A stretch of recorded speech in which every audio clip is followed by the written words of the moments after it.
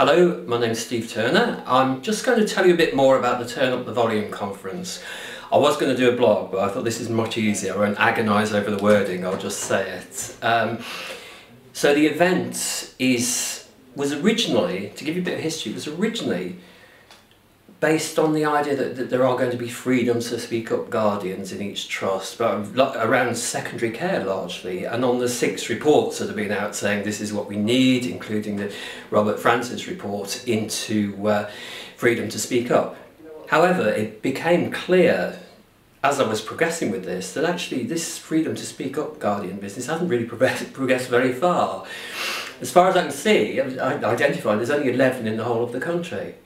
At the same time, I was really struck by the fact that it's not just about staff who blow the whistle, it's also patients and relatives who are actually experience the same sort of awful things and the same sort of bullying in the worst situations that staff do, and they've got even less recourse to help, and all the help that's available is after the event anyway. So I thought, well, how can I do this? So first of all, I'm going to open it to everybody, so it's a conference like no other, which we've been saying, because it's not driven by any particular perspective. We've got loads of different speakers, we've got patients, public, staff, open to anybody, and also it's going to be an event that produces something. So we've got lots of methods on the day for you to record what you liked about it, what questions weren't answered, what your pledges are. Tell your stories anonymously if you like, in writing, or maybe even to the camera. Some of you can do that, it's all optional. And we're going to put this all on the resource page afterwards. So it's a positive event, whilst at the same time not denying that there has been a huge problem, that there is a culture of fear in a lot of organisations, and it's about behaviours. It's not usually about individuals, it's about the whole way that things have grown up and behaviours can be changed.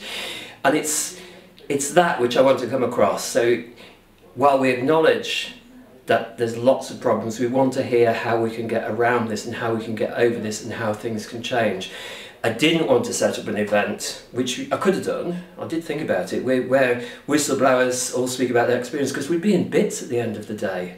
So I don't want you to think that we're not acknowledging that. We're going to give lots of people lots of opportunity in various ways to feedback on the event and what they'd like next, and to make sure that this event has a really big life afterwards and we really are able to turn up the volume.